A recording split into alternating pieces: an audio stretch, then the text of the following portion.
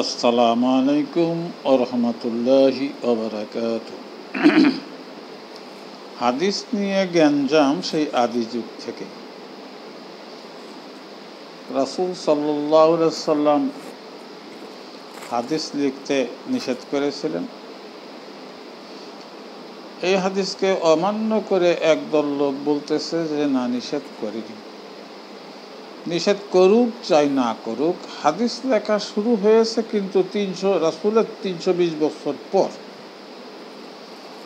এবং তারও ২০০ বছর পরে এসে হাদিসের বিশ্লেষণ বা তাহাকিক করা শুরু হয়, এবং তখন বলা হয়ে থাকে অমুক রাবি হাদিসের মধ্যে অমুক রাবি মিথ্যাবাদী,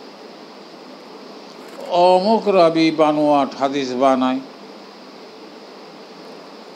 অমুক রাবি মুনকার, অমুক রাবি তাদলিস, অমুক রাবি শুধু জয়ীফ গরিব।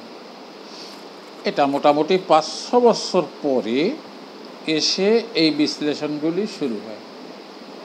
যেসব রাবিদের কথা বলা হচ্ছে তারা অধিকাংশই তাবিঈন।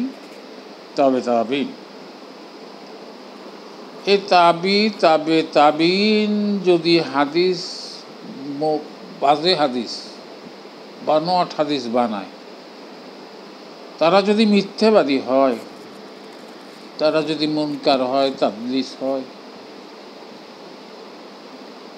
তাহলে বলুন এই সকল হাদিস নিয়েই তো মানুষের ভিতর সন্দেহ হয়ে যায়।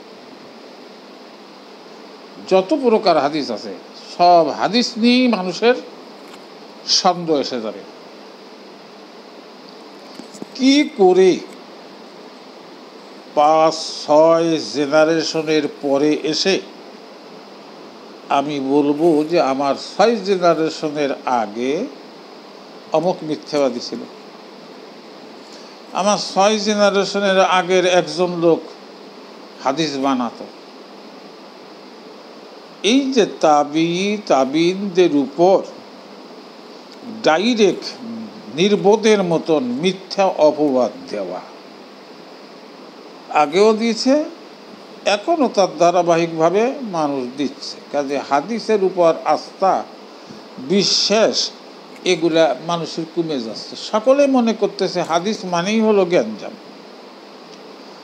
এই জ্ঞানজাম কিয়ামত পর্যন্ত মীমাংসা হওয়ার মতো নয়, বরং ক্রমে এটা বাড়তে থাকবে। এই জ্ঞানজাম থেকে মুসলিম জাতি কোনো মতেও মুক্তি পাবে না, এটা নিশ্চিত। বলা হয়ে থাকে যে উম্মতে মুহাম্মাদির জন্য মতভেদ হলো রহমত। কত বড় একটা ফালতু কথা যে উম্মতে মুহাম্মাদির জন্য মতভেদ হলো রহমত, অথচ স্পষ্ট দেখা যাচ্ছে যে উম্মতে মুহাম্মাদির জন্য মতভেদ হলো একেবারে আল্লাহর গজব। এই গজবের ফলে মুসলিম বিশ্বের ভিতর মুসলমান জাতি ৭৩ ফিরকা বা ৭৩টি দলে বিভক্ত হয়ে গেছে। তারপরেও বলবেন রহমত, অথচ দল তো একটাই, সেটা হলো রাসূলের দল, সে দলের নাম মুসলিম। অতএব ৭৩ ফিরকা মানেই বাতিল ফিরকা। কোনো ফিরকা হতে পারে না ইসলামের ভিতর। ইসলামের ভিতর ডাইরেক্ট দল হবে একটা, সেটা হলো আল্লাহ রাসূলের দল। এখন এই যে ৭৩টি দল আমরা বানিয়ে নিয়েছি, এই ৭৩ দলকে কোনো মতেও বলা যায় না যে এরা সিরাতুল মুস্তাকিমের উপর আছে। সিরাতুল মুস্তাকিম হলো একটা বিন্দু থেকে আর একটা বিন্দুতে স্কেল দিয়ে টান দিলে যেমন সোজা একটা দাগ হয়, এটা হলো সিরাতুল মুস্তাকিম। এখন ওই বিন্দুতে আরও ১০০০টা দাগ দেন, ওটাকে আর সিরাতুল মুস্তাকিম বলা যাবে না, ওটা বানানো রাস্তা। অতএব ৭৩ ফিরকা মানে হলো বানানো ফিরকা, শয়তানি ফিরকা। এর ভিতর মুসলমান দাবি করা নির্বোধী, বোকামি। দল হলো একটা, সেটা হলো ইহদিনাস সিরাতাল মুস্তাকিম, যে দলটা আল্লাহ ঘোষণা করেছেন এবং রাসূল বাস্তবায়ন করেছেন, সেই দলের নাম হলো মুসলমান। সহিভাবে আমাদের সকলকে বোঝার তৌফিক দিক। শুধু পূর্ববর্তী আলেমদের গালি দিয়ে মুসলমান হওয়া যায় না। বর্তমানে এই আলেম ও আলেমের পাশায় আঙ্গুল দিয়ে খোঁচাখুচি করে মুসলমানিত্ব টিকিয়ে রাখা যায় না, নিজের ঈমানও টিকিয়ে রাখা যায় না।